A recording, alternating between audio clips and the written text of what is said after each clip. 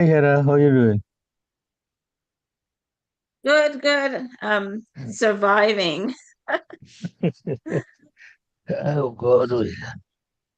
I'm on pain pills, so I have a short duration, so I told Gusha that I'll come for as long as I can. Okay, yeah. And I wasn't going to read, but I might take Frank and his daughter can't attend. Yeah. It's nice to see you, Heather. I thought Thank you you. may not have been here. I thought you would have been resting now. All right. Okay.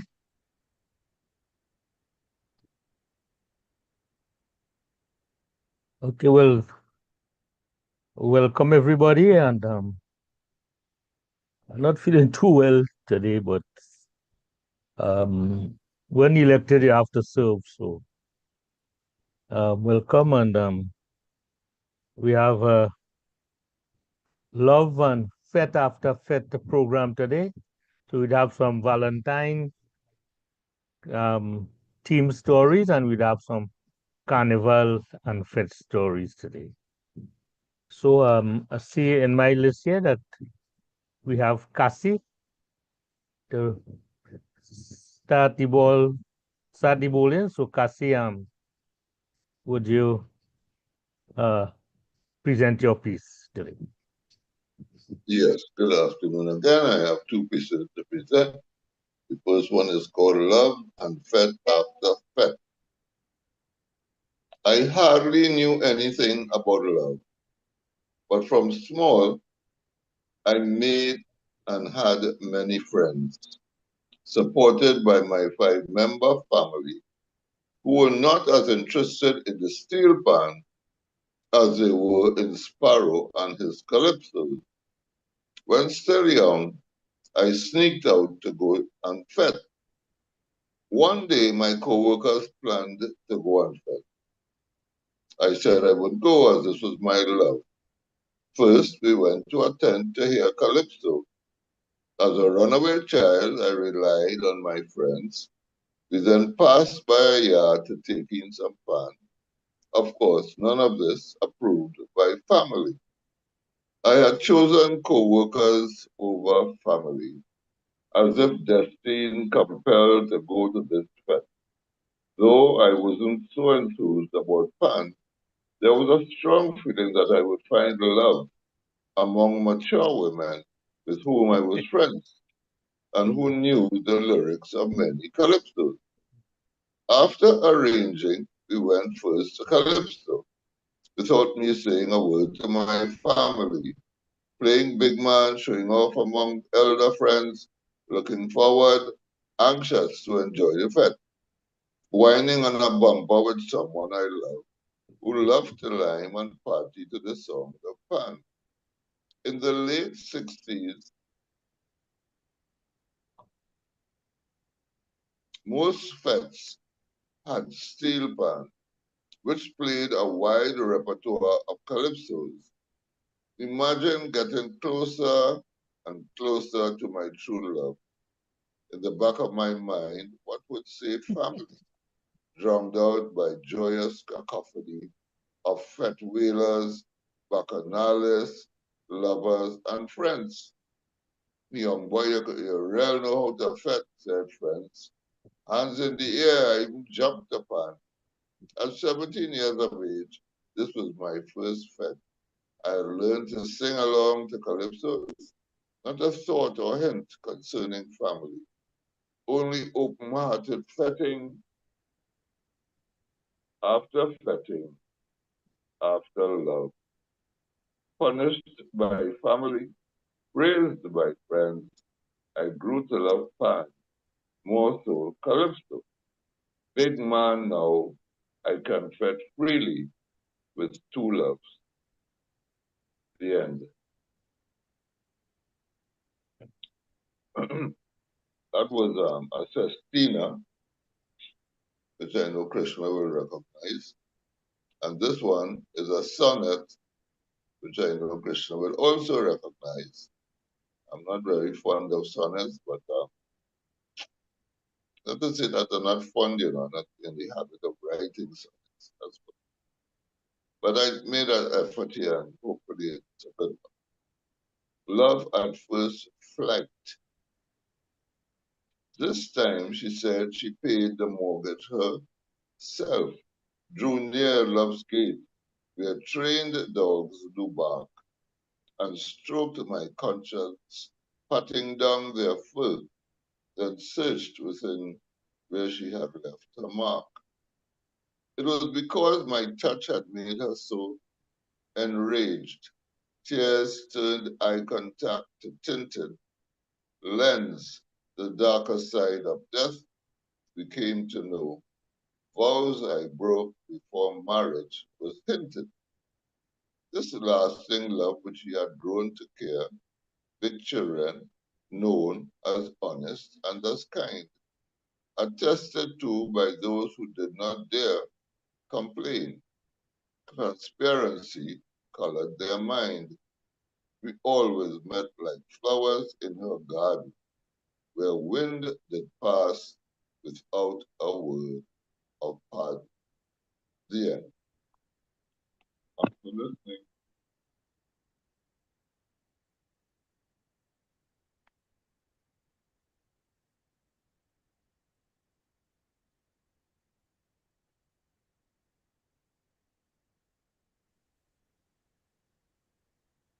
Thanks, Cassie. Any comments? Thanks. Yes, so Cassie says that, well, in his presentation, he says he was 17 and he gone to this carnival fete looking for a mature woman. I say, oh my God. Cassie, maybe in the lingo of that time, somebody must have told you, boy, you're real fresh. Actually, they were all we were all co-workers, and I had entered the world of work at that age, which was a very surprising, not usually, not probably not ever seen, around that time. Because one day I was in college, Friday, and Monday I was in the Ministry of Education. So everybody was older than I, and therefore fed, of course, older women. Out look at Penny, they were all there. Anyway.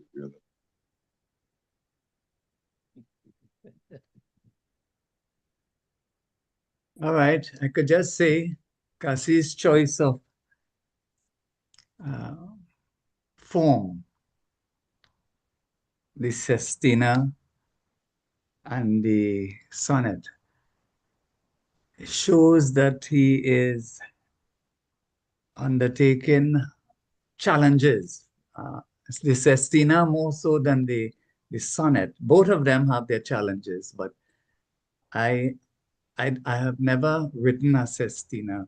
That is the 39-line poem, 6 stanzas and 6 lines, and then there's a concluding 3-line, which they call the envoy.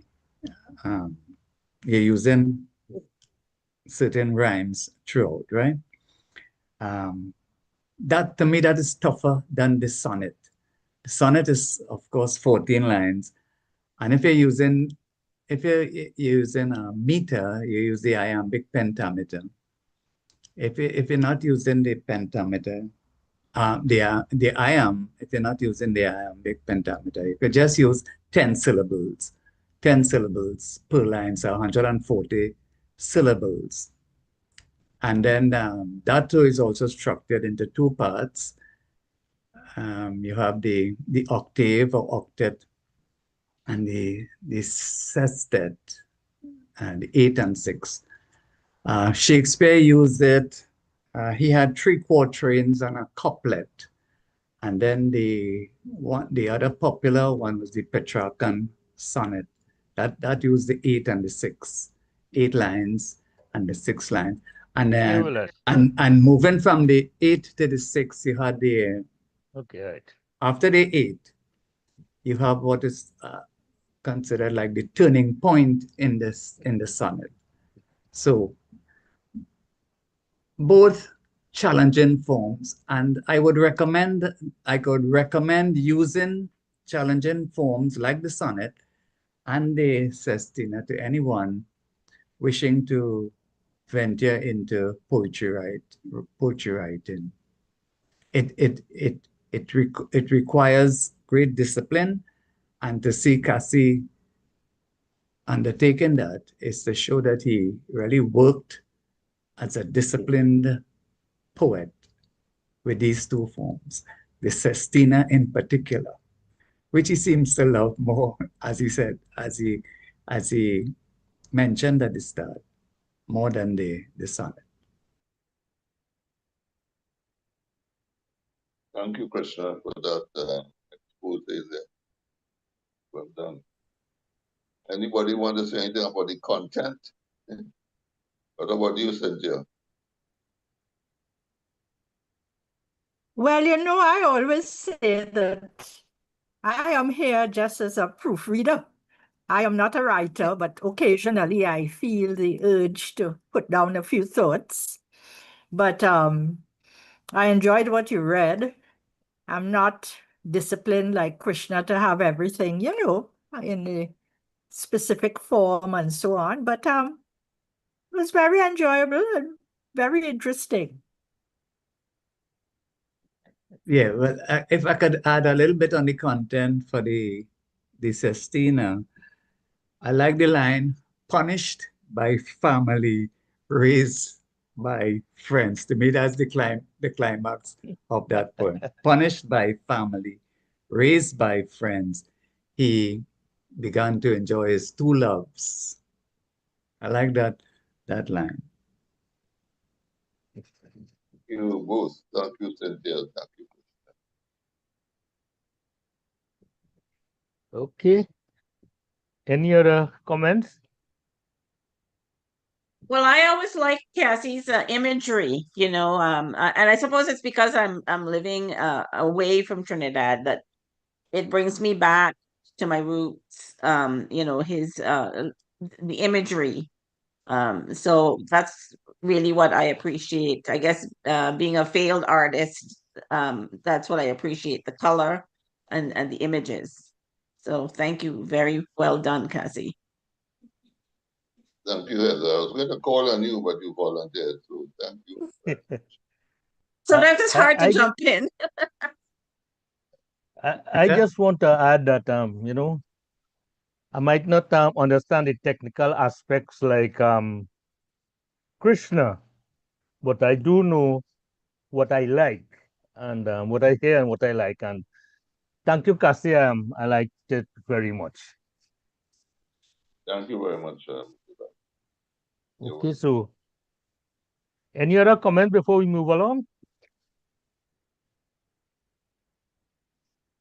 Okay, moving right along. On my list here, I have Gersha, who would present All That Glitters.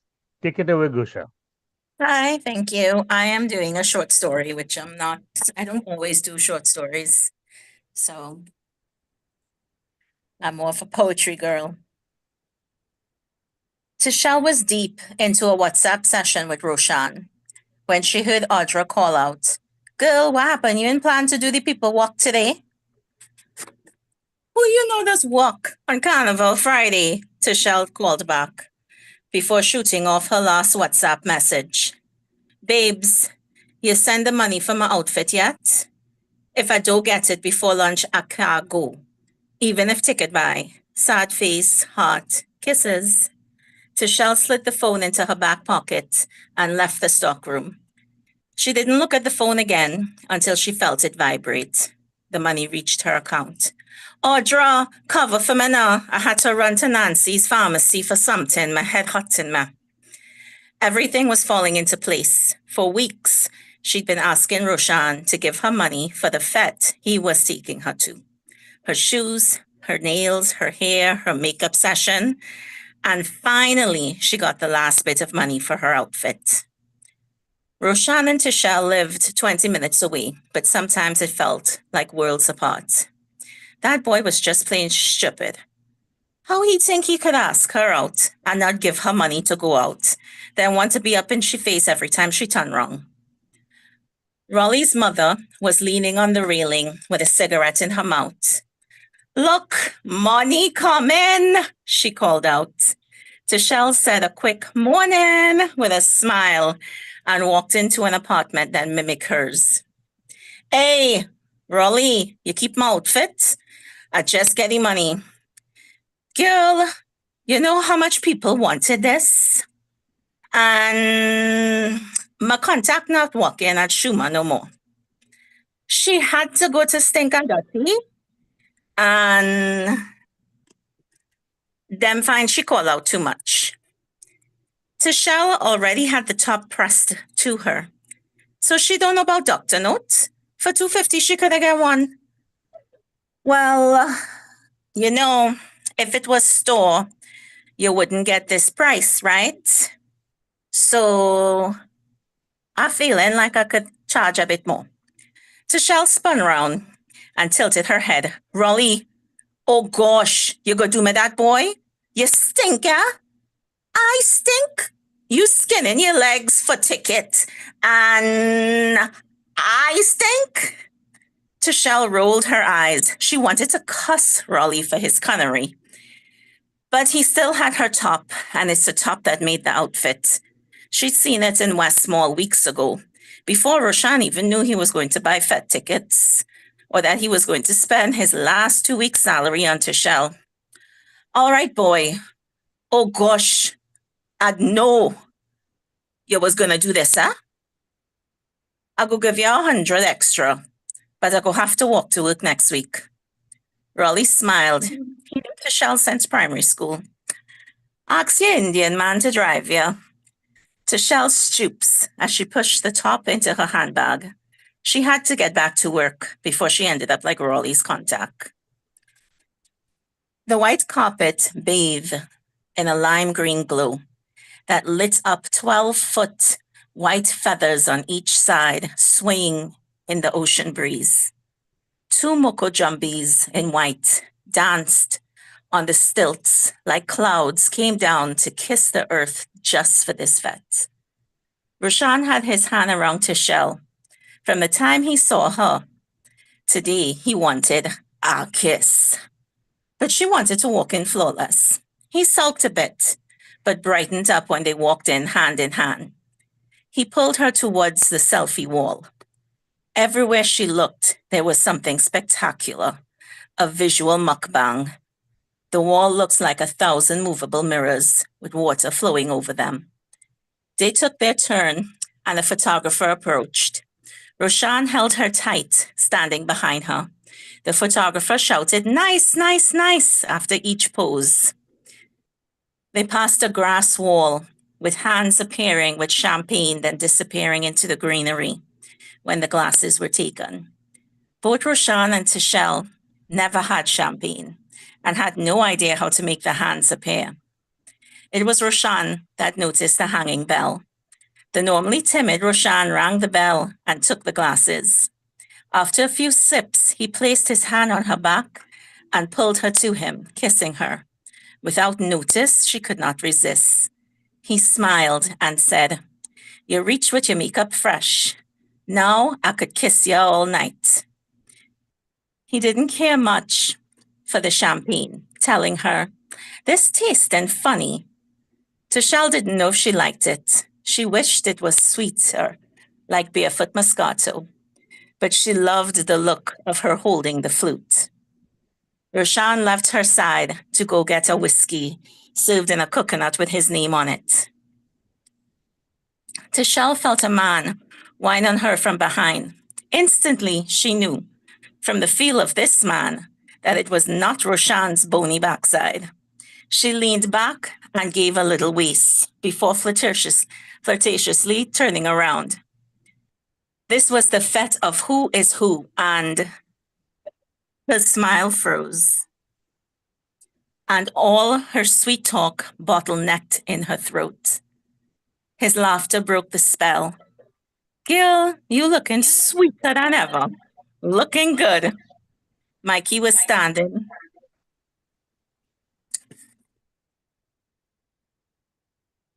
Okay. Hold on. I'm hearing background. Okay. Girl, you looking sweeter than ever. Looking good. Mikey was standing there, looking her up and down. The fat magic was real and made appear the first boy to ever make her blush. Fats in Trinidad is like that. People you haven't seen in years you could bounce up in a fet and lime as if just yesterday you talked to them. Carnival is fetting with people you just met, and it could feel as if they know how your granny roti tastes. Mikey had left Trinidad since they were in school, promising to love her till he died. She cried her entire August vacation after he left, and she never heard from him again. Mikey bent down and kissed her cheek. Even if you got a man, I had to do that, right? He laughed. Tashelle flipped her 18-inch Brazilian weave, pressed herself against his broad chest, tiptoed and kissed his ear, whispering, even if I have a man, I had to do that. She pulled away and said, right, smiling a mischievous smile. She wanted so much to stay and let him continue the dance he started. But everything in her 22-year-old mind shouted, this is when you walk away. I go see ya. She walked, not knowing where she was going, then remembered Roshan. He was still standing in line, waiting for his coconut to get engraved. The coconut was so cute, she wanted one too. Not remembering when she placed down the flute, she thought she looked so elegant holding. The carnival magic was in the breeze as the night pushed up against the evening. I Can't Behave Myself was playing when Tashelle snuck away from Roshan standing in line, waiting for a serving of roast pork. It was her first time seeing an entire pig, head to tailed, tanned rust from roasting on the spit. But she told Roshan she wanted to check her makeup. This was the third time she had accidentally bounced up Mikey that night. Tashelle learned over the music. He had been returning to Trinidad every year to play mass, but never been back to the old neighborhood, seeing as all his family had long ago migrated. He was staying at Hyatt, thought of her all the time, but had no idea how to get a hold of her. The fact that she never left Trinidad, worked in a store, and still slept in the same room he stole her first kiss, tied her tongue. Boy, I know how it has been. When she found her way back to Roshan, he was dancing with a no-shape Chinese girl. Roast pork nowhere in sight. He pulled Tashelle onto him with a confidence she had never seen in him. Not letting go of no-shape waist, but spreading his legs wider so Tashelle could whine on his side. Eventually, the two women took a leg and whined down to the ground. When Tashelle was back up, he pulled her in front of him and gyrated hard on her backside. Seeing the carnival spirit had Roshan freeing up himself, she took a chance and snuck back to the rum tent where she last spotted Mikey. He pulled her to him and shouted over the speakers, "Is that your man?" Tashelle laughed. "Boy, it's not that serious. It's a fete. We Trinis could wine on anything in a fete. Oh gosh, you see one wine and give me man." The rest of the night, Mikey was glued to Tashelle. It was as if he never left, and they were together since school days. The last time she caught a glimpse of Roshan, he was weaving through the crowd with 2 drinks in hand. Mikey told her all he did for work, how much she would love living in the US, how he drives a Benz and his sister in some big-time university now, and if she comes, he would pay for her to take classes there so she could get a good job. He kissed Tashelle all the way up to his hotel room, long after the sun reclaimed the sky. The hotel staff were the only ones around when she exited. She saw a cleanup crew dismantling the carnival magic. She could walk home from here. On her walk home, she felt self-conscious and wondered how Roshan make out. They have fêtes that can be missed, and fêtes you simply cannot miss. But the true truths know that no fête is to be missed. Rochelle clicked post and held her breath for the nanoseconds it took her photo and caption to appear on her page. She looked over the photo. She was standing in front of the lime green backdrop, her iridescent sequin top cutting off right under her breast, forcing your eyes to slide down her midriff to her barely there nude short skirt. She already had 323 likes. Tashelle rolled over with her phone in hand and leaned her feet against the yellow painted concrete wall. She took a snapshot of her toes, mermaid-colored and jeweled, to match her outfit that now laid crumpled in a corner. She opened Mikey's page and started looking at the pictures. Maybe this was her last carnival, and by next year she would be in the cold. Was she kidding? Even if she did, she would come back for a quick jump up. The carnival magic can't miss she, no matter where she is in the world. That's my story. Thank you for listening.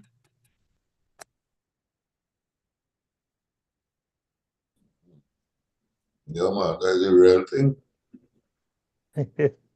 Yeah, plenty detail, plenty color, plenty movement, you know, real carnival and the love inside of it. Yeah, well done. Well, as you mentioned, my choice for road march.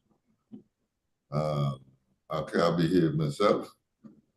That's my choice. You know, a tough one, but nevertheless. And yeah, I like, you know, you use so many of the Trinidad picturesque scenes and, you know, the social media, the food and drink in the fete itself, you know, the conversations too, you know. I thought you did very well with the conversations between the men and the women. And of course, you know, the garment or garments that, you know, that they presented us with there, and the almost nudity to which we are accustomed and that kind of thing. So I would say, you know, well done, Michelle. I mean, we are not accustomed to writing short stories. That one is, what should I say, picturesque. Well done. Rochelle, really enjoyed it. It's a good foray into short storytelling. Maybe you should consider your next book to be a collection of short stories. My thing with short stories is that I always go on longer. I can't seem to stop once I start. I enjoyed your story very much. I found it lively and moved along at a clip. You know, it was very engaging. So it caught my interest. It caught my interest and maintained it to the end. And I'm not very easy to please with stories. So I think that suggestion is very good. Heather's suggestion. We can do a collection of short stories next. Why not? I'll proofread for you. Don't worry. Thanks, Cynthia.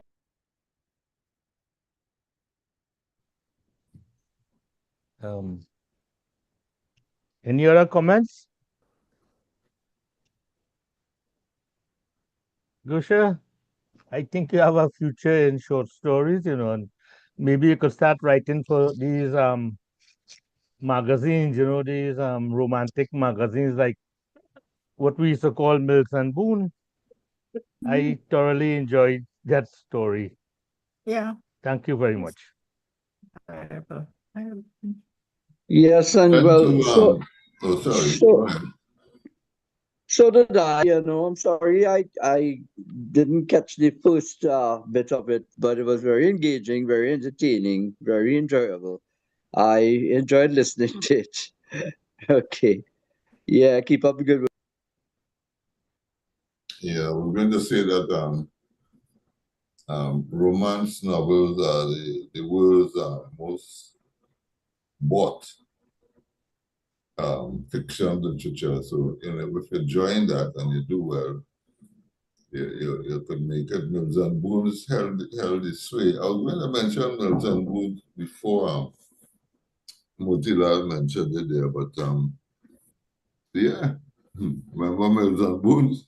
It come like today's cell when you go in an office, you know, or what they call that, public service, where everybody head down, well, not everybody, the women, they head down in a Mills and Boons. I come in. They're doing a Mills and Boons, yes. You can't get them to raise up to say, how can I help you?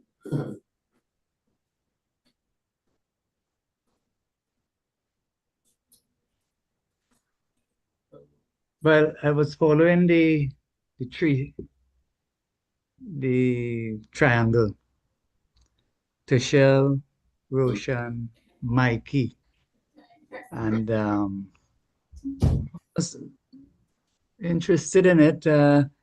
You see, when you have a old spark and you reignite an old spark, the question is, what happens to the person you are currently in a relationship with, and then how can you trust that old spark that is reignited to continue? To me, that's what I was watching, and you ended up by having them go to a hotel, correct, Gush? And Yes, then we went to Hyatt. yes, they went to a hotel and she exited, so that means something happened at that hotel. And then you have it ending. The end is when she opens her cell, right? To see what it is Mikey posted. So my concern, as I say, is when you have a spark, you have a relationship and then you have a spark reignited, come in, and to cause a friction between the two. What happens into that relationship? What happens to Tishel and Roshan? And is she thinking of going across there to the States? You have where he's driving a Benz, so he's well off, and he invites her to come across to the States, right? Is that correct also? Yes. Right. One thing I put a question mark by was when you mentioned he returned to Trinidad for Carnival, but he doesn't go to the neighborhood. I didn't get the neighborhood. What neighborhood? So which would tell us His old neighborhood, because in the yeah, but it wasn't his named. his old neighborhood, because Yeah.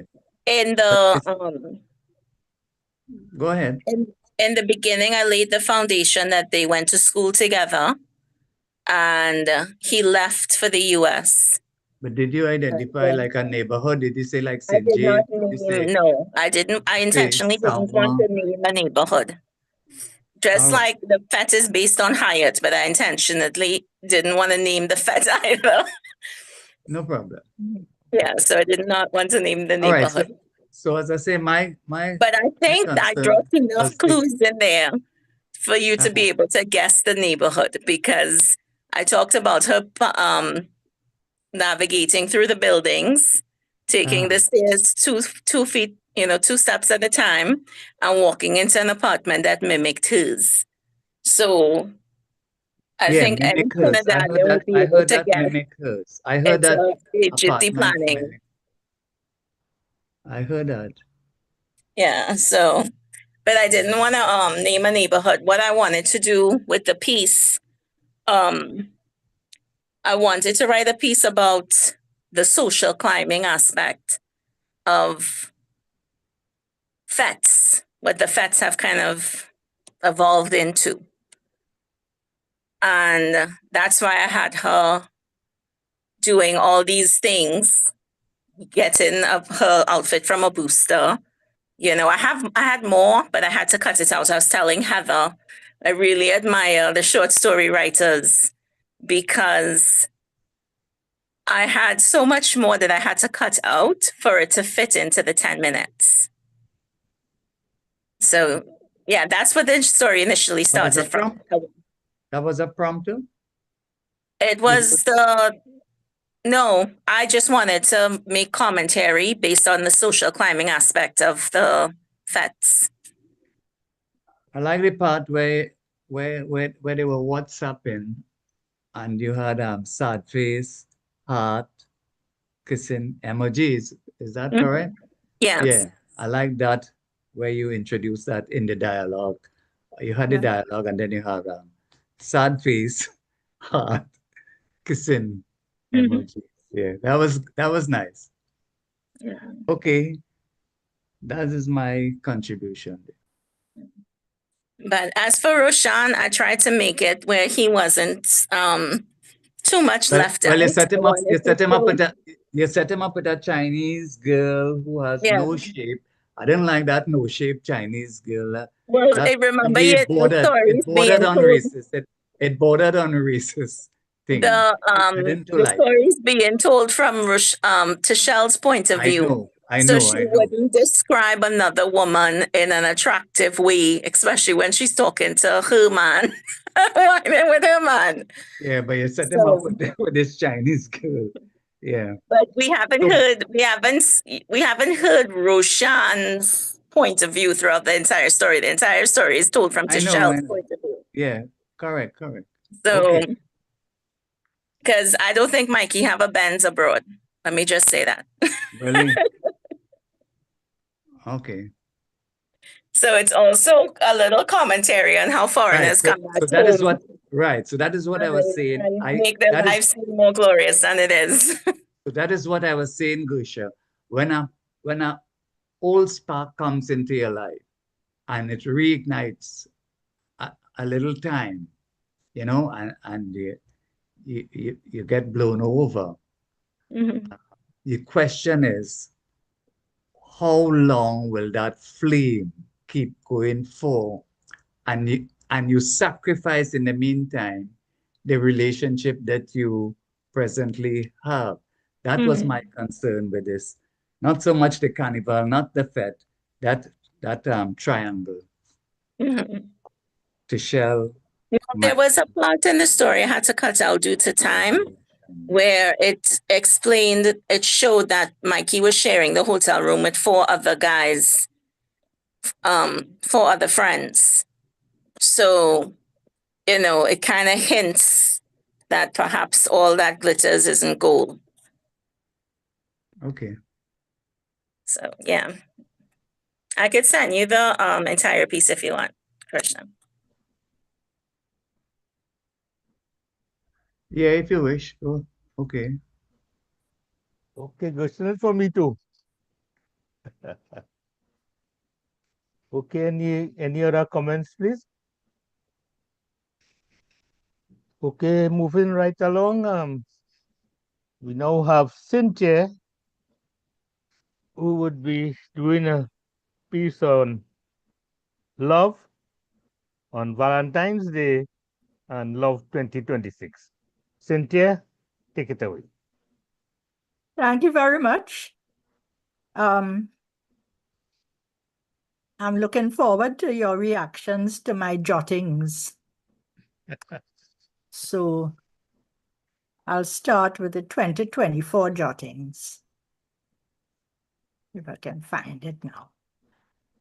Yeah. Love. A pair of gentle brown eyes, a mellifluous tone of voice, deep interest evident, but few words spoken. Over a period of a few weeks, interest intensifies, but no prying still. Over time, companionship grows. Suddenly, it seems a decade has flown by, then 2, then 3. The initial interest and warmth have not ebbed or faded. Old age approaches, Illness sets in, yet interest, caring, and warmth are constant. Through many changes, the depth of feeling remains. The end approaches, but is subsumed into the whole. Love and caring have not changed, and at the end, the feeling is intact and enduring.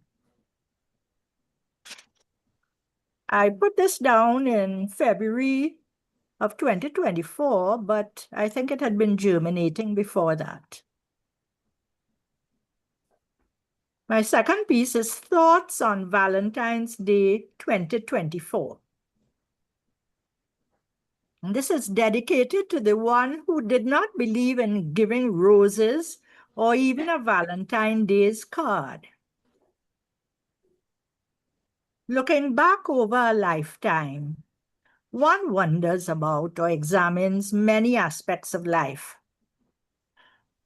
How important would it have been really to receive conventional expressions of love or caring, perhaps in lieu of constant gestures or actions that demonstrated caring and concern?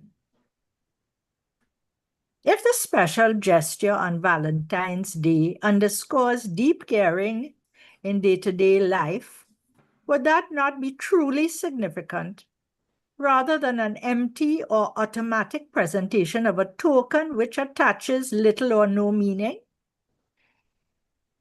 So I jotted that down in February 2024. And now I come to this year, Love 2026. About a week ago, I just decided to write down a few things, made some jottings. And then a few days after, I came to the computer and I put them together and I said, well, I think this is how I think about it. So I then set out, typed it completely, again left it for a couple of days, and then came back to it maybe day before yesterday and decided, well, I think this is what I want to say about Love 2026. Dedicated to those I love and have loved, as well as to those who love. Love takes so many forms, has so many ramifications, manifestations, impossible to describe fully or define. Can love be limited to a simple definition, or must it be dissected, analyzed, turned this way and that to be fully understood? In a short lifetime, love may seem fairly simple. But in a long life, it can perhaps continue to redefine itself as experiences unfold until one becomes totally amazed at the long and varied paths it has trod. So I finally put it together on Monday, the 9th of February, 2026. So until inspiration gets me again, that's it for now. Glad you like it, Mutilal. Thank you, Cynthia. I certainly like it, and when you're getting on in age like me, you like to be reminded sometimes that love could have many faces. You know, like on Valentine's morning, Rabbi say, "But you buy nothing for me?" I say, "But I bring breakfast for you this morning." And she says, "Well, every Saturday you do that." I said, "That's right. Love is enduring all the time." So thank you again, Dan. We invite comments on Cynthia's presentation. Well, I just want to say that I enjoyed both pieces, Cynthia, but especially the Love 2026. I have to say, just like Motilal, sometimes people do things for each other throughout the year, and it springs from love. And especially, I'm kind of undergoing a little bit of a recuperation, and my husband's doing all these things for me that are unspeakable. And and embarrassing. And so I guess that is the definition of love. And of course, we didn't get each other anything for Valentine's Day, so it's not you know um confined to a day for us. So thank you so much for that piece in particular. Okay, any other comments? I'm sure a lot of people want to comment on Cynthia's presentation.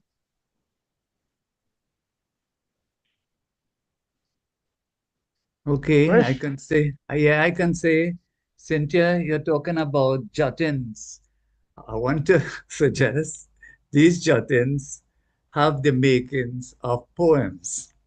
All you have to do, Cynthia, consult with Cassie and find out about this, either the sestina or the sonnet or some other form. You could, no, I'm serious. These, it springs from deep emotions. When you're writing a poem, you're struck by something and you feel compelled. Compulsion is I, a key thing about writing poems. You feel compelled to put pen to paper, and that's what you did with the jottings.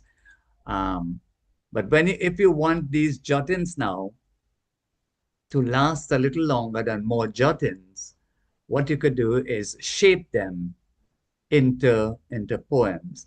The first piece, it speaks to like the permanence of love, that love is evanescent, no, permanent, permanent, not evanescent. Love is perennial. That's the word I wanted to use. Perennial as the grass. I heard that in Desiderata. Yeah, something as perennial as the grass. It is as perennial as the grass. Um, what you're trying to do in the three pieces is to come up with a definition of love, and that is that love as an emotion is the most difficult thing to me to explain, to analyze. You're quite right to talk about dissecting and analyzing. Um, and the second piece where you talk about wanting in lieu of conventional expressions. Give me something like a rose, give me a cardinal, write a cardinal, man. And I don't like this. Oh gosh, you see them springing up like mushrooms all over the place. You saw them? They're selling fresh roses, they're selling teddy bears, they're selling every Valentine. You see it all over. People are on the road and they're approaching me with bouquets of flowers to buy. Well, I have gone beyond that, Cynthia. I have gone to the conventional, not using conventional expressions, using the day-to-day expressions, as Moti talked about, the day-to-day expressions of love. Just being present. To me, just being present. I am here. You didn't get anything? Oh, I am here. You are here, I am here. And we have been here for a number of years. Isn't that satisfaction enough? Isn't that love enough? So your three pieces, Cynthia, to, to, to conclude, can be turned into poems. Morph is a favorite word of our good friend Frank. Can morph into poems if you if you sit down, and it doesn't have to be the fixed form. You don't have to use the fixed forms. Just structure them because you want them to stay a little longer than they are than just jottings, which can be, you can be tossed. But if you have it structured as poems, somebody would say, "Oh, you have 3 nice poems here, man." Right? Okay, Cynthia? Yeah, take it. May I just add 2 points? One point is that I have had and I still have absolutely no wish to do any collection, to be a published author or anything like that. That's one comment. That's just me. And the second comment is just to let you into the background of the piece on giving something for Valentine's Day or not. A friend of mine dropped in, it must have been a Valentine's Day, and she literally accosted the gentleman with whom I was in a relationship and said, "But have you got a card for Cynthia or did you buy flowers?" And that is the backstory of that piece about whether if the conventional goes along with a good relationship, that's fine. But if you just going to give it and it doesn't mean anything, why bother, So that was my thinking behind that. But the after story is that it was very amusing that the year after that incident when my friend asked him, "Well, you're not getting anything for Cynthia," that year he actually turned up with a card. But it was the only card I ever got for Valentine's Day in a relationship of 32 years. That's it.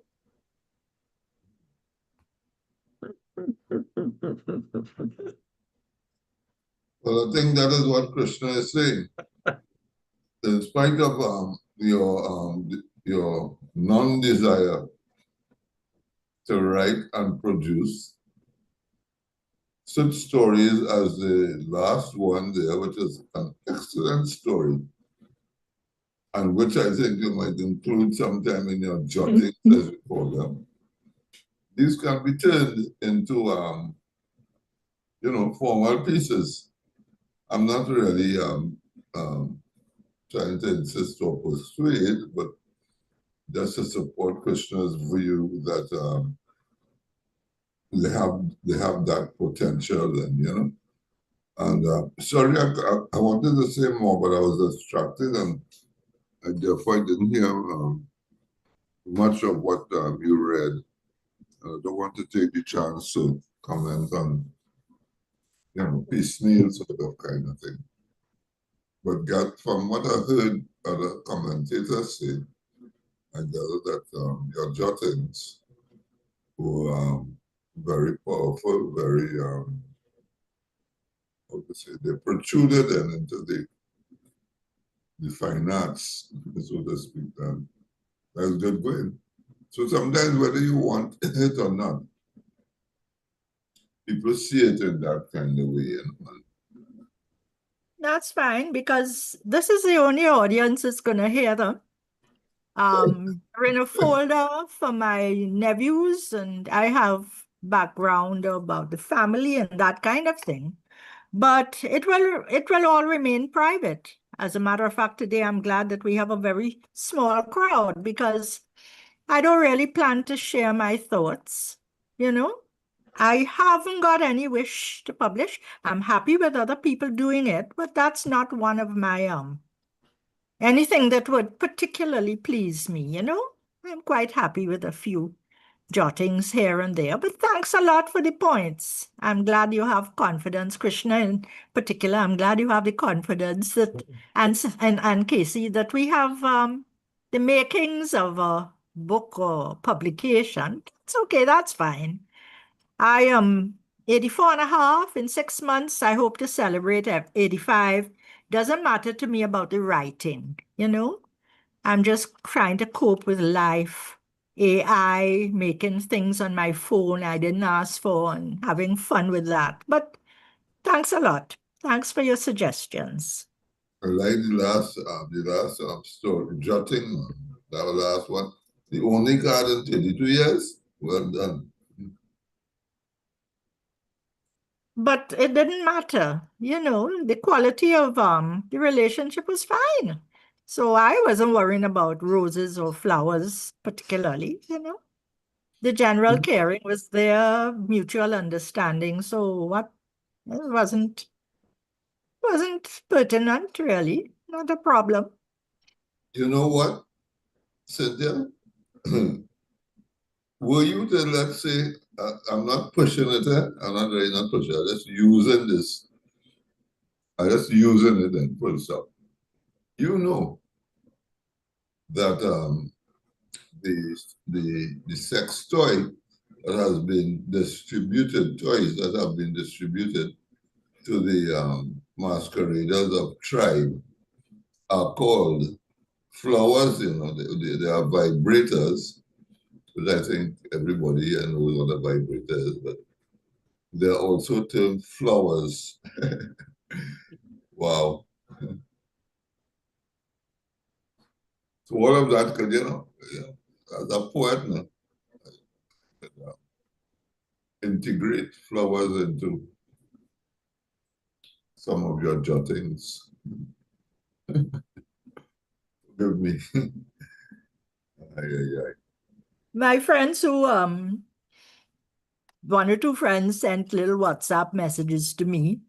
One was arguing against what the Archbishop said. And I said, look, don't worry to argue with me. My attitude to what he said is that I just support what he said with its ramifications. Then another friend said to tell me, Cynthia, I feel that I should join tribe, and she is away and I am here. And I just started to laugh. So then I called her the next day. I said, well, I am glad you're having a lot of fun because I said, if I had not heard the Archbishop myself, I would not even have known about it. But when I heard him, I said, well, I agree with him because I mean, we don't need to go any more naked on the street than we already are, so whatever other people want to do, but I agreed with him. That is not the type of offer to be made public, that sort of offer. It is just not tasteful at all, but that's my opinion. Well, authorities, in case you didn't hear, authorities have put their foot down that it should not be used in public. I don't know if people could hold them in their hands or do whatever else, but they will be arrested if they are caught using it in the public space. All right. Okay. All right. Moving along, before I go, I just want to tell Cynthia something as she was saying she have no desire to be published. And it just remind me of something I learned heard in primary school.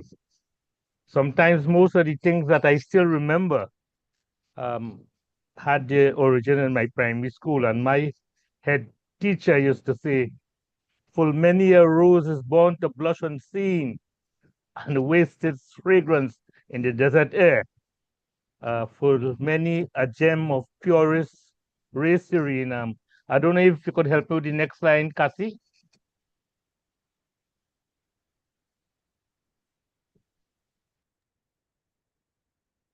And waste, it's something in the desert air. But the point is well taken. I am quite happy to pass on and the notes go into oblivion. They're just on the computer and my nephews have access. Actually, I've shared with just a few close people, but public acclaim is not of any importance, or success is not of any importance to me, But thanks for the ideas. All righty.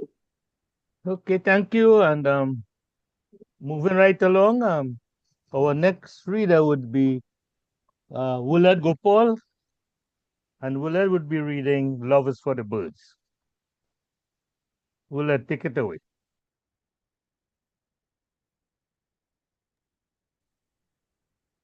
Yeah, thanks, Motilal, and hi everyone. Um, Good afternoon. I hope you all had a lovely Valentine's Day. Happy belated Valentine's. And for those who live here, do have an enjoyable and safe carnival weekend. Um, my piece is written by Motilal Buddha Singh. It's entitled "Love is for the Birds." So it says here, we have all heard many times that certain types of birds mate for life. These include geese, swans, eagles, our own local parrots and parakeets, and those budgies and lovebirds that some of us buy as Valentine gifts for each other. They always, when they are kept together, seem to be kissing and loving one another. However, some of these monogamous birds cheat, just like human beings do. Unlike man, the male bird seldom abandons the mother of his chicks and takes on active part in parenting. The male bird defends the nest and territory, brings foods for his mate, who is sitting on her eggs, and also feeds the hatchlings. He will sit on the eggs if the mother leaves for a while. The male bird is actively involved in nesting and rearing their young. Among the birds that stay together for life are the trumpeter hornbills of South Africa and some parts of India. They make their nests in the hollow of the tree trunks. Some say that the female seals herself when she has laid the 2 to 3 eggs that she produces, using mud that her husband brings to protect her eggs, which are often prey to other birds. Squirrel and climbing animals, especially snakes. A small opening is left open so the father can bring food for her and the babies when they are hatched. Once they are hatched, he breaks the hole so she too can come out and help feed the fledglings. Others say that the male bird keeps Others say that the male bird keeps her locked up in the tree trunk so she will not stray when he is out collecting food, especially if she is a first time mother who has been accustomed to flying free and enjoying the company and admiration of other male birds, not unlike our own young women before they become married. The ancient stories that tell that this was not always so, and a hornbill should not be blamed for locking up his wife. Long, long ago, the hornbills used to build their nests on the treetops like the other birds. They used twigs and straw together with fur of other animals which were stuck in the bushes. They were happy flying together in their search for food while enjoying the wonders of far off lands. When she laid her eggs, they were very happy. The proud father set about gathering the tastiest fruits and berries so that his wife would not have to leave her nest and the precious eggs. He flew further and further away, determined only to get the best of his love. This meant that the time he spent away from her became longer and longer. The dutiful wife at first sat on her eggs, lightly and lovingly caressing them. She thought of nothing but the joy of seeing her young ones being born. But there was a wicked enticer who had no wife of his own, preferring to fly all day having fun without responsibilities. He was a handsome bird who sang songs to her from the treetops, trying to get her to leave her eggs and go on an adventure with him. In the beginning, she didn't pay attention to him, but as her husband was so often away for so long, she started to remember and wished for the days when she used to fly happily all over the lush forest. The tempter saw her yearning and stepped up, his singing, to persuade her to join him in his adventures. At first she did not listen, but began to think, one little flight will not harm my eggs, and besides, all this sitting and no exercise is getting me fat. A little getaway will do me a world of good, and I will return long before my husband gets home. We can imagine what happened next. The husband was searching the woods for food for his wife he loved so much. She was soaring high above the forest with her newfound friend. One day, Mr. Hornbill found a cherry tree laden with ripe fruit not far from his nest. Not long ago, these cherries were green, and he had passed this area without noticing. Now they were ripe, red and juicy and very visible. He was back home sooner than usual, for he knew his wife loved this type of cherry. He was horrified when he found the eggs alone and his wife missing. What could have happened, he thought. Was she kidnapped? Had some awful monster taken my wife away? He would have heard her cries, for he did not he he would have heard her cries, for he did not go very far off today. What about my babies? He wondered, getting frightened. He left he left the eggs. They were still slightly warm. He decided to keep them warm, and he spread his wings and sat down over them. Then he heard laughter and singing. It was the wife and her new friend returning from their date. A great big fight followed, and the boyfriend was beaten and driven away. The wife returned in shame to the nest, but she had been away too many times and too long, and the eggs were spoiled. His wife tried to hide the truth from him as she continued to sit on the eggs. She insisted that she only went out once with the other bird, and that was only because she missed her husband so much. He forgave her and took her back. There were no babies, and husband threw away the eggs away in disgust and broke the treetop nest. He then built a new nest in a large hole in a tree trunk, and inside this one he left his wife lay the next batch of eggs. When the eggs were laid, he brought mud and sealed her in with only a small entrance to bring food to her. Once the eggs hatch and the babies can eat, he will break open the hole as she can help in the search for food. This is why to this day, Trumpeter Hornsbill builds his nest in a hole in a tree trunk and seals it. And this is why being unfaithful to one's wife or husband is called horn. Thank you.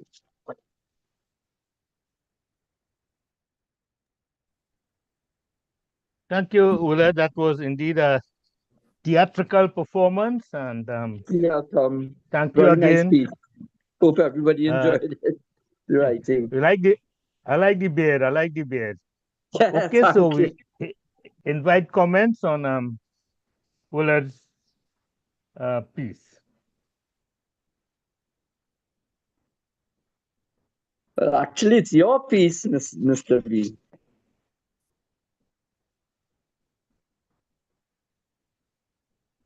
You're muted, Mutilal. You're muted, Mutilal. Okay, yeah, thank you, Cassie. We invite comments.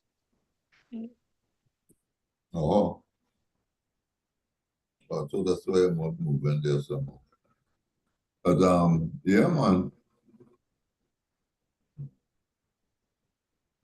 Ariel kind of builds and booms one way.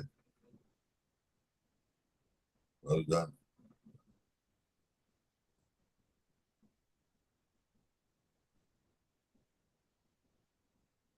The name of the bird is what? Hornbill. Hornbill.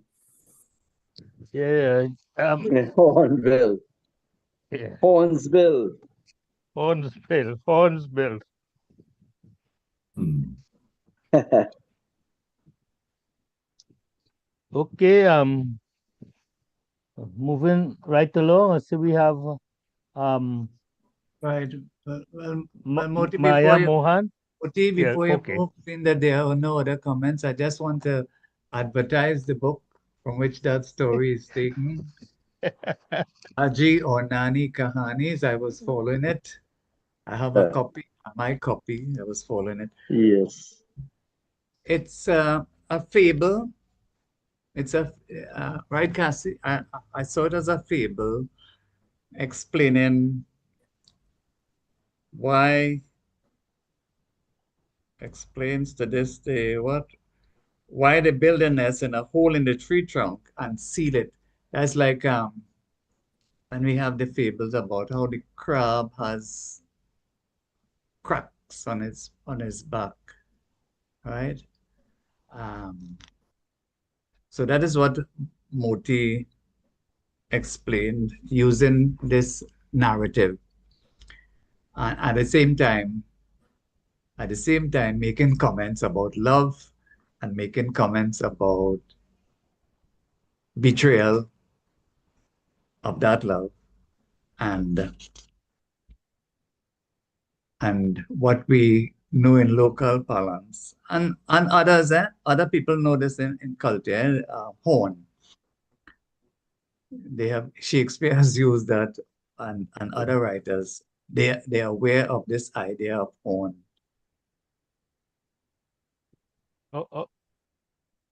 Also, I wanted to highlight something too that sometimes the men, you know, want to keep the woman how shall I put it, imprisoned.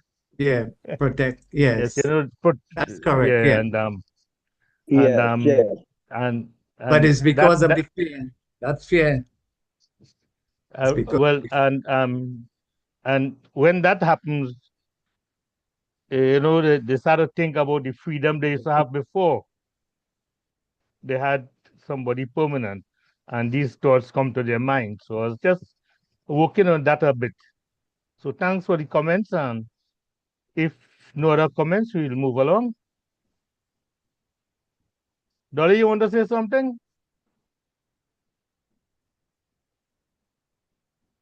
Actually, I didn't know if I was to present anything to you before, but I have maybe I should introduce myself because I'm totally new to this forum. So let me just say that I'm Dolly Paria. I'm a retired from the judiciary of Trinidad and Tobago. My hobbies is doing art and poetry writing. More particularly, I do languages, Hindi and Sanskrit.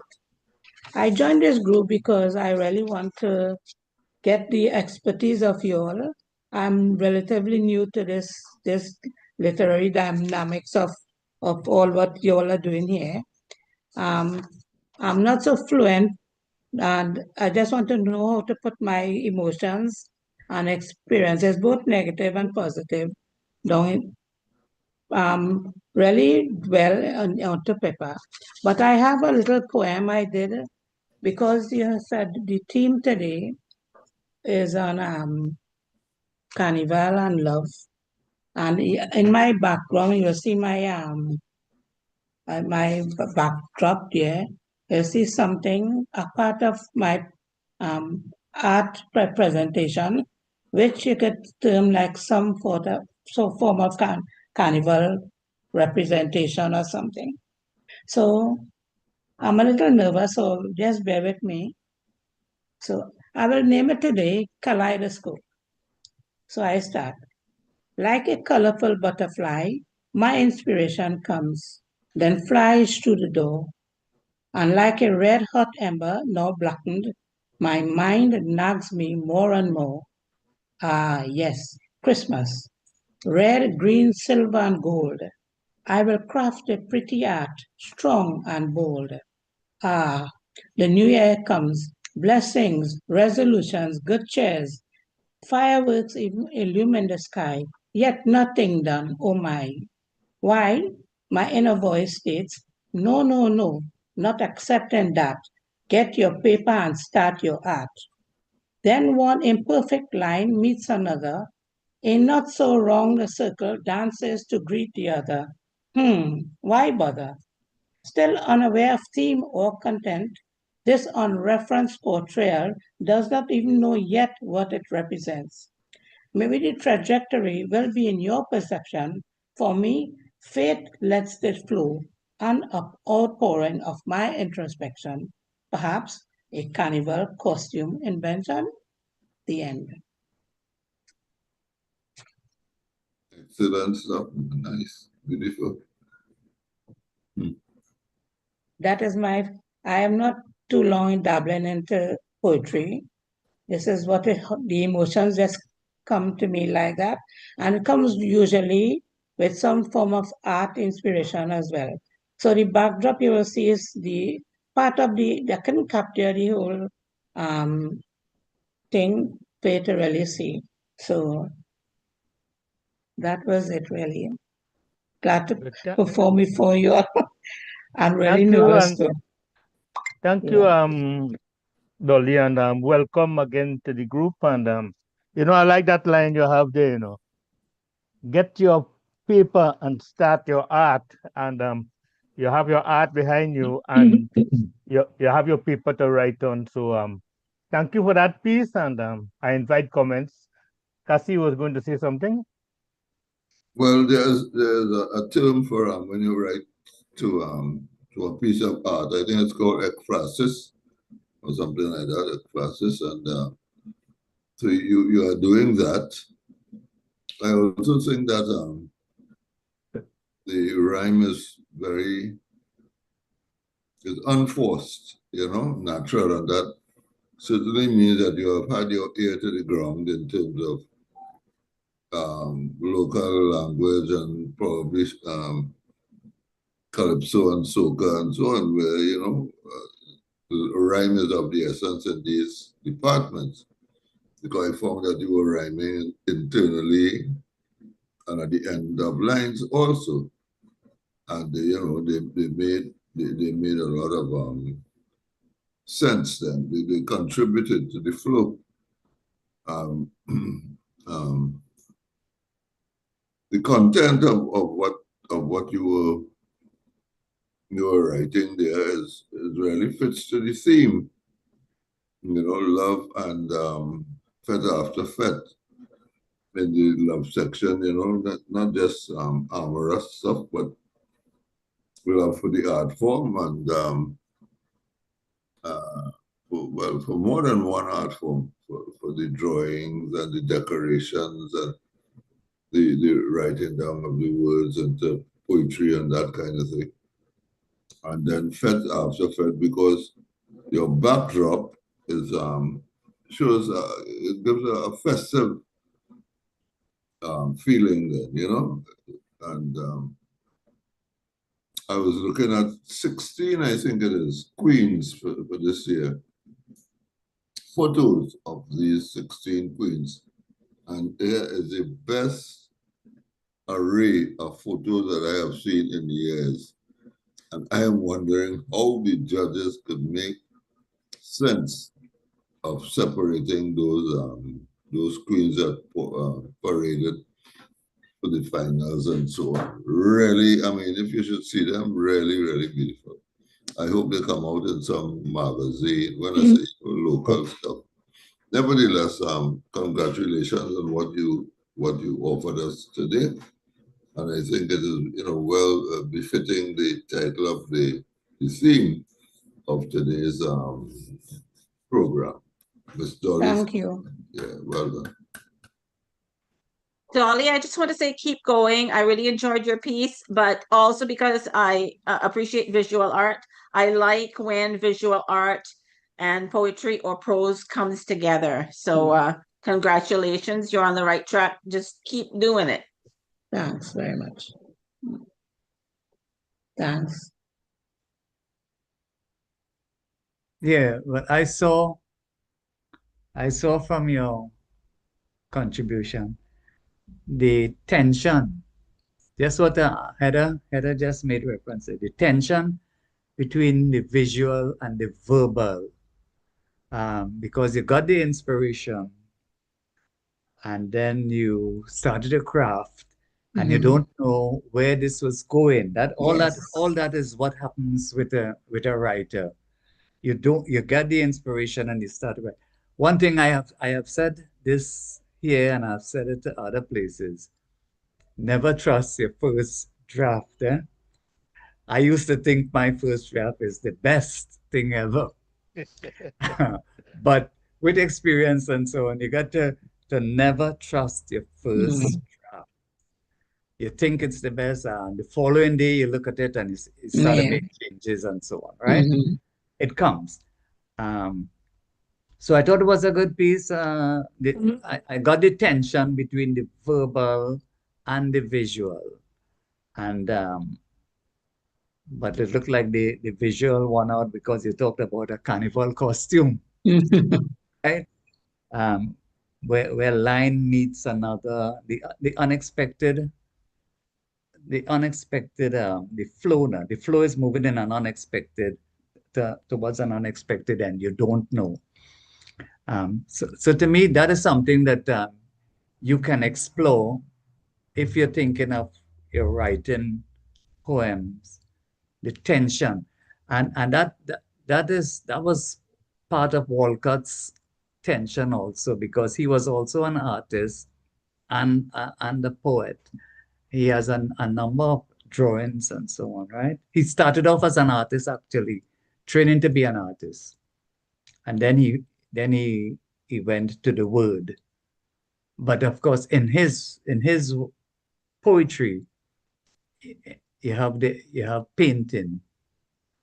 So you could think of that, Miss Dolly. Could think of that, exploring that tension between the verbal and the visual. Yeah, thanks very much.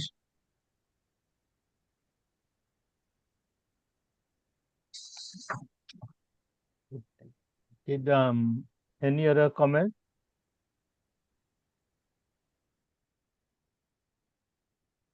Okay, so let's move along. I see we had Maya and Frank Mohan, but they're not here today. So we'll move on to Vishnu. Vishnu Gosain, who would present. No, Vish. Okay, right. I'm reading a piece on. You hearing me? Yeah, we're hearing you. I'm going to try to see if we get you on video. Okay, you're hearing me. Loud and clear, Vishnu. Loud and clear. Okay. So I have two short pieces on Valentine's Day. They're actually juvenile pieces.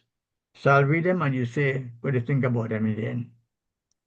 The first one is called Please Pass Again. You may not think much of me as I sit under the hot blue sky. All your cherry spark made me see the Rani I was denied. Now I must wait you pass again, whichever day it may be, so I can sit, feast a bargain, and expand my feelings. Oh, Rani, the rain arrows my hairless head. I cannot help that be so. I wait for you, though you spread, even if it's a million tomorrow. What goal you have set for me, the world cannot really say, but I'm stunned by your dazzling beauty and wish I could see you every day. Oh, what a day when you said hi, a miracle happily, the pundit foretold. You came, you danced, the waiting, no lie. For I say, sold, you are my demanding goal. What a remarkable day it will be If we could simply meet, I will say stunned, a bit empty, then galvanized to say, hello, sweet. So that's the first one. The other one is even shorter. It's called Rani's at Work. Now, these are a series of poems I wrote 10, 15 years ago, so many years. So it's called Rani's at Work. Rani, you're worth a million or two. For this, I wholeheartedly support you. The interviews you're having for a new start shows you're willing to climb a higher path. Though I understand things turned out poor, don't bother, look for another door. There are unreasonable officers in the dark who show no love for your glowing spark. Few will give you the chance to shine, 'cause you are straightforward and kind. There are those who will stoop for a hillock, their brains, less than a bullock. Please keep your head flying high. Look ahead safely. See, there's a sky.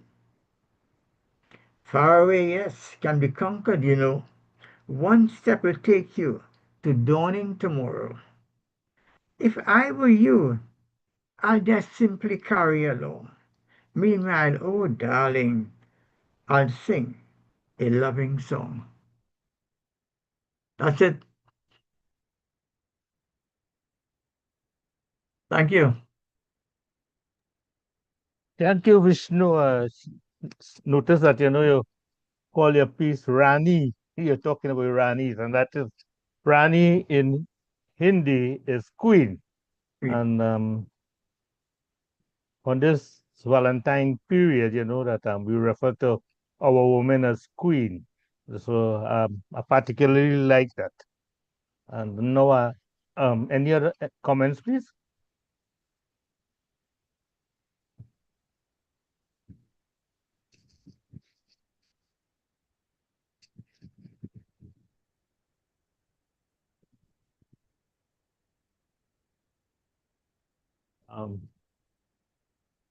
No comments? So thank you for sharing with us, Vish, and uh, let me see. Frank not here, so Let me just make a comment sure. in the absence of others. So, this is seeing Vishnu being amorous through these two pieces. He talks about they being juvenile pieces. I was on Valentine's. I was looking for the part now where it has to do with Valentine. And when you talked in the first piece about Hello Sweet and the soul demanding goal and the pundit foretold this miracle, we get in to see Vishnu, a romantic side of Vishnu that I have never seen.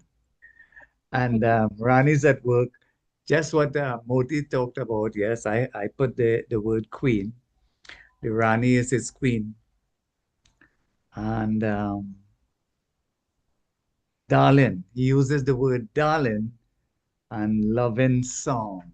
So that is where I saw the idea of Valentine coming in. Okay, so my comment is that first time I'm seeing the romantic side of Vishnu. It's not my area, definitely.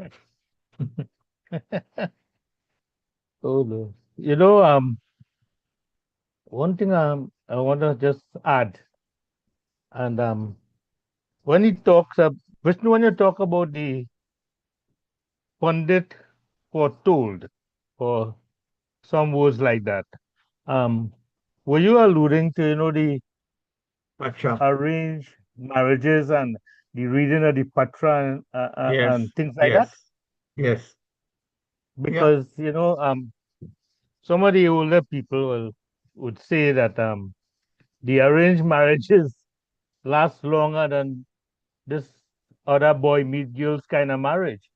So I wonder if in a way he was trying to say something about that. Actually, in the background to the story, it has to do with fellow went to the pundit, asked what he foresees for him in future, and this is part of the story. What the pundit told him, you'll meet so and whatever. So it has to do with that thing. Okay. Yeah, Um, but any it's a juvenile piece, you see.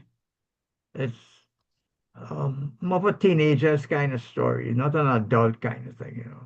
It's all young people see others, and I try to get into the head of a little boy, a little girl, and try to figure out some things.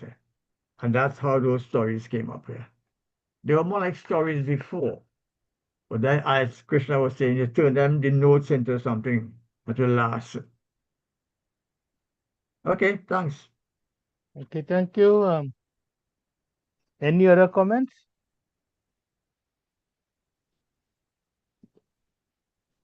Okay, let me see. Um, at our last meeting, I read part one of a story,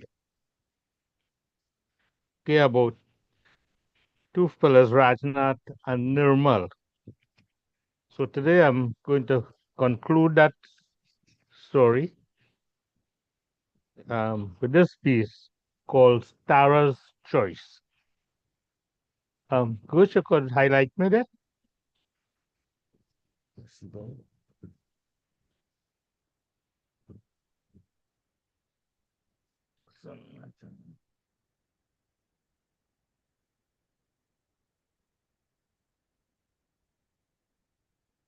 Mhm. Oh, all right, thank you. By now, Rajnath no longer walked to work. He had a brand new rally bicycle with a carrier above the back fender for his leatherette lunch bag. Although he had a tech toothbrush, he still preferred his Savonette that one, and he now wear jockey shorts as underpants using sliders for sleeping only. He and Nirmal developed a friendship of sort as they played volleyball together. Now the owner of the village shop were called Shop Kaka and Shop Kaki. Kaka and Kaki being Hindi for uncle and aunt. They were kind folks who had their own estate. Their shop would carry everything from groceries to rum to small hardware items, bicycle tires and repair kits, and even slippers and washikongs. They also had a rice mill where the paddy grown by the villagers could be milled for cooking. The hocks, or pusi as it was known, was used to feed fowls and pigs. As there was no electricity in the village, the shop had a Bosch fridge that ran on domestic gas to keep sweet drinks and beers cold, and the shop was lit by gas lamps at night. The next shop was in Pinal, about 6 miles away, so everyone would get their stuff by 7 o'clock when the shop closed. Every year, at the height of the watermelon season, Shop Kaka would put out 2 tables with slices of watermelon free for the children going to school. At other times, he would put out Portugals, mandarins, and pomerancs that he grew on his estate. Shop Kaka and Kaki extended credit to the farmers and workers who paid their bills when they sold their produce or get paid themselves. They had 2 sons and a beautiful daughter, Tara, about 17. Tara served on the grocery side and was not allowed on the rum shop side, where the drunk men would sometimes let out a cuss or two. Both Rajnath and Nirmal would show their interest in her. Nirmal, trying to impress her, would ask for a cold, frozen Pepsi in his proper Naparima boy's tone, while Rajnath would simply say, a Pepsi. Now, Tara was attending Kesari's commercial school in Pinal and would walk home after school with her friends. Nirmal, who was now driving his father's car, would just happen to pass by and offer her a drop. Much to his regret, she went in the back seat and kept the door opened as she invited her friends to come in. Nirmal never stopped planning how he could get her alone in the car. Rajnath, who worked until 4 o'clock, could only find time to chat her up on evenings when the shop was not busy. She gave them equal attention. Nirmal talked about his mother's plans of sending him to America, where the exams were not as hard as the English ones, but more practical. His parents were well off, and he was their only son and heir. He could give her the life she was accustomed to. They could have a TV, drink Coca Cola, and eat chicken and chips in America. They could see the latest movies and attend concerts by the Beatles and the Rolling Stones. She could study in America, Nirmal explained, as he narrated all the things he saw in the American magazines like Teen, Hot Rod, Reader's Digest, Cosmopolitan, and True Confession. He bought these at Dipty's Hardware in Pinal. She listened, sometimes becoming lost in a daydream of possibilities. Rajnath spoke of different things. His father, Pusha, had become old and sick, so Rajnath was now the sole support of their home with father, mother, and little sister. He was continuing his studies, and in 4 years' time, he could qualify as an accountant. He got private jobs from other estate owners to do their books and was managing to take care of his father's medical bills and run their home. When he became an accountant, he mused, he would break down their old Karat house and build a galvanized and brick one like Tara's father or like Mr. Matura. He wanted to send his sister to college in San Fernando. He spoke of books and poetry and his secret hobby of writing stories and poems. She wanted to see his work, but he was afraid she might recognize herself in his love poems. She knew he liked her, but she avoided signaling it, seemingly aware of the social divide between them. Every once in a while, she wished he was more assertive, like Nirmal, who was encouraging her to break beach from school and go to the cinema in San Fernando with him. Nirmal was becoming more insistent. Once, when she was alone on the grocery side, he pulled her across the counter and kissed her. She was shocked, but she felt she liked it. As he grinned at her, she covered her face with her hands. That night, she spoke to her mother, Shopkaki, who had been observing for the past few months, and told her that she must be the one to choose. When her daughter asked her what she did in her time, Shopkaki replied, in my time, I had to accept my parents' choice. I didn't know your father, but he's a good man, and I learned to love him after marriage. Nirmal's mother was making plans for Nirmal to migrate in 3 months' time. She would be happy with a match of Tara and Nirmal and hoped that they could become engaged before he left. Nirmal said his father would formally talk to Shopkaka the following week. Again that night, Tara spoke to her mother. I wish Rajnath would say something. Give me a sign, she groaned. How he's so stupid. Later that week, Pusha died. The entire village came to the wake, bringing biscuit, butter, cheese, and drinks. Shopkaki and the other women comforted Rajnath's mother. Shopkaka and some of the older men sat on pals and sang verses from the Ramayana. It was only after the Ramayana chants were completed that the younger men, including Nirmal, began to arrange the tables for cards and gambling.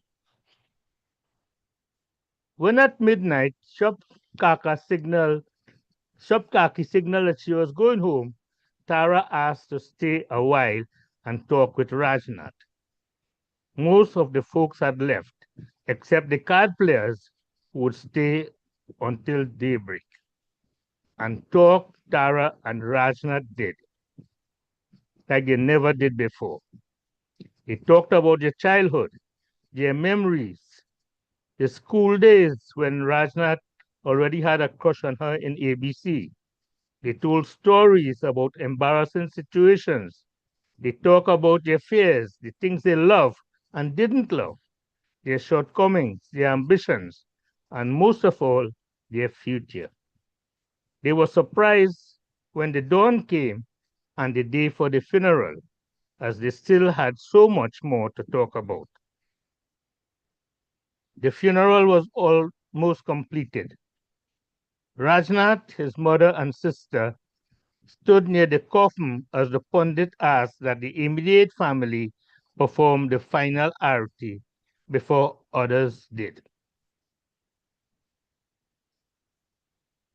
Tara looked at Rajnath and holding a red rose, Rajnath looked at Tara and holding a red rose motioned her to join them. As she did, one could hear a murmur of approval from the gatherings. Shopkaki smiled as she wiped a tear from her eyes. He had given the sign. She knew what she would say when Nirmal parents came the next week. Thank you.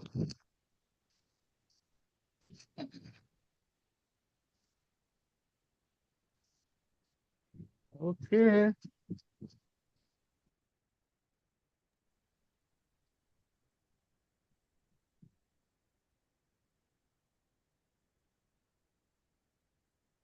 Any comments, please?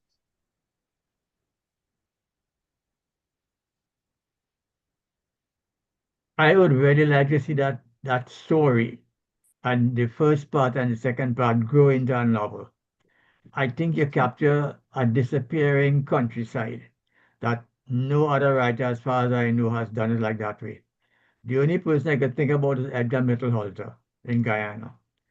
And bringing the context about marriage and arranged marriages and the shop khaki and shop kaka and thing, that disappeared a long time. And only if you really, you see, while you're reading, I'm thinking a portrait of a place rather than of a people, a place. And in the place you get the characters inside it. I think I like what you're writing, very much so. Um, uh, but like Thank I you, say, I want to see, Visham. I would really like to Thank see it you. develop into a longer piece of work, honestly. Okay, thank you, Visham. I actually grew up in that environment up Mm, to when I was about maybe 10, 11. mm, Thank you again. yeah, okay.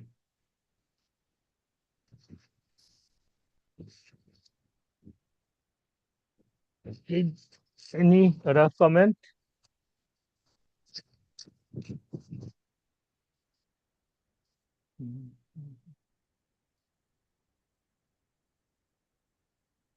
Okay, well, that was the That was the last scheduled reader we have because we didn't have Frank and his daughter. So I don't know if Krishna, you have something you want to share with us?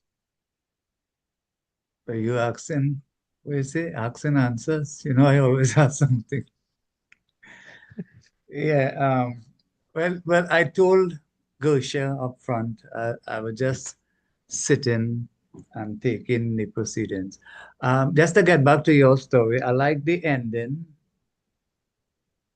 I like the ending most of all when he gave her the rose to do the RT after as a member of the family now. That's I right. like that ending, and I like her choice, Tara. You had to choose between Rajnath and Nirmal. We got that from the last time you read, and I didn't think she was going to choose Rajnath, because I thought she might have pick up shit herself and go to the States with this Nirmal. And but you could tell who she loved, who she liked, who she loved. That she loved Rajnath, and she would have preferred him to be less mooksy and more assertive. But it happens with some fellas. I am mooksy. I myself That's, very that's mooksy, the point I wanted to bring across, very mooksy. And other fellas, they move ahead and they take what I had, no problem. But then eventually somebody would see the worth and don't have to go to the States and find value in me. If you could find value in somebody who is not as assertive as others, you know, and you might find fulfillment with that. Okay, so right, what I'll read. Oh, right. Saturday coming, I have to attend a birthday party of a colleague, past teacher, colleague of mine from Pleasantville. She'd be turning 70 this week coming, the 19th. That's Thursday after Ash Wednesday. She'd be 70. Right, Moti, you know about 70 and thing, right? And I know about, Well, boy, you know about more than 70. I know was 75. Yeah, that's correct. So she's turning 70. So I say, well, you know me and no money, as I said, to buy presents and take, but I could write. So I wrote a sonnet for her, and I plan to frame it and give her a circuit. So I'll read that. Her name is Teresa Awang Lee, and I knew her from way back. She joined us in 1988 in Pleasantville. I joined Pleasantville in 1979, and I stayed there till I retired in 2014. So this piece I wrote when she retired. I have this here book that I wrote on Pleasantville for their 45th anniversary, posted to teach. This year, a number of senior comprehensive that started way back in 76 will be celebrating their 50 years. Pleasantville would be one. I think St. Augustine would be another. Chagonas would be another. Princess Tong would be another. They all Kiparia. started Siparia also, right. They all started as senior comps, and they are celebrating this year their 50th anniversary. I wrote that for the 45th, and I have a tribute to Teresa in this book, which I entitled Teresa's Theme, and that's the same title for the sonnet, Teresa's Theme. For Teresa Awong Lee, on the occasion of her 70th birthday. It was as if it was a dream or trance. Into the room she waltzed and traipsed around. At staff socials with her, I longed to dance. I blessed the day this new friend I had found. A self so expansive, thus soon I knew of life beyond the gates of school.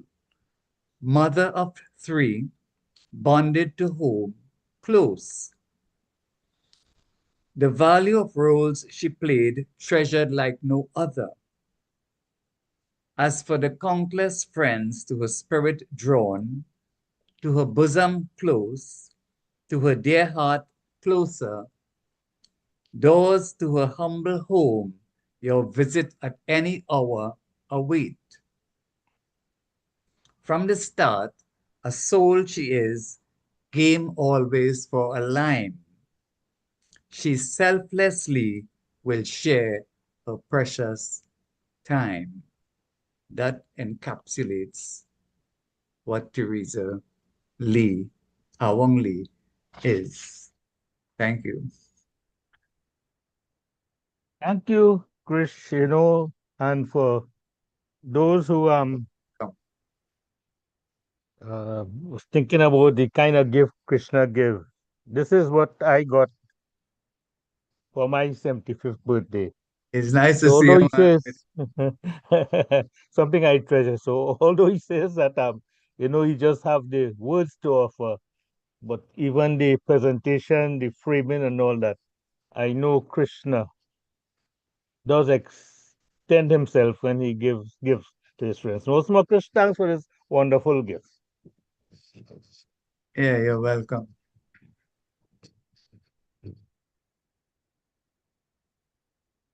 Okay, so I invite comments.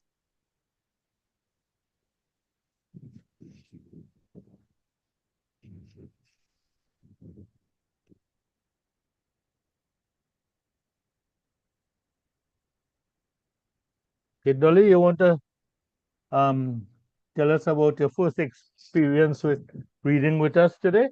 If you want to say something again. Uh-huh. I'll sum it up in one word: nervous, because it's my first experience. Actually, I'm not eloquent enough to articulate my poem in very distinctively. But in due course, with little practice, I know I will overcome it. And I too is of old age. Just after you, Moti. My 75th coming up. So with that in mind, the view is not what we're going to leave in this world, is what we're going to take in the hereafter, is our deep emotions, our experiences, both good and bad. And as Cynthia rightfully say, I endorse her words very much. It's not only in publication. You just want to have a sense of gratification that you could do this. And it's not something, not a passion is not in a going negative. Passion don't really go negative. It goes positive. But as you're living as your sense of worth, you're dedicating your time to doing something you feel positive and you're following your passion. That is my small contribution. And thank you all very much for your beautiful comments. I was nervous and I really appreciated the kind comments. And I will see how it goes from here onwards. Thanks again. You're Thank you, Dolly. welcome. Nice Keep having you. writing. Yeah. Go ahead, Willard. No, I was just telling her, Dolly, that she was quite good and it's nice meeting her and having her on board, So hope to hear some more of her work soon. Lovely session, Mr. B and everybody. Okay, thank you, Willard, and I'll talk to you tomorrow. Sure, So no where, where in the judicial did Dolly serve? I think Dolly was a JP. Yeah, I retired as a JP, but when you start in the service, public service, young, in my 20s, you move up the ladder. With seniority, you goes to wherever wherever the post is. So when you go to those posts, whatever you're in line for the promotion, you go with the flow. It's not like I was any expert in any legal framework or anything. We just learn from procedure and process. So, and that is how the courts operate. So, at the time for retiring, that was the position I held, and that was what I retired as the JP. And to tell you the truth, I wouldn't like to be anything connected in the judiciary system at this present time. It was tough in me, my time, which was 12, 15, could be some years ago. And now it will be even worse. So that's it. Okay, so we have a few minutes again. If anybody want to have any closing comments, could do so now.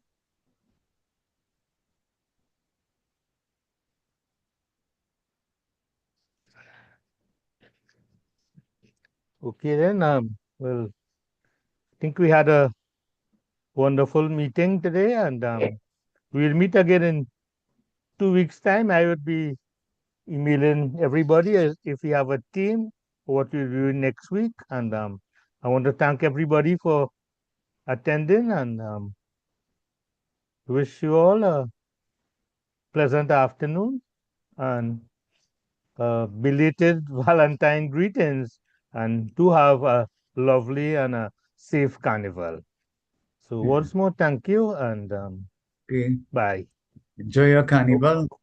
Yeah, you're welcome. Yeah. Thank you. Bye, everyone. Yeah, same. Bye. Good Thanks, Mr. company. B. Yeah, Thanks. Yeah, Willard. nice session. Yeah, same here.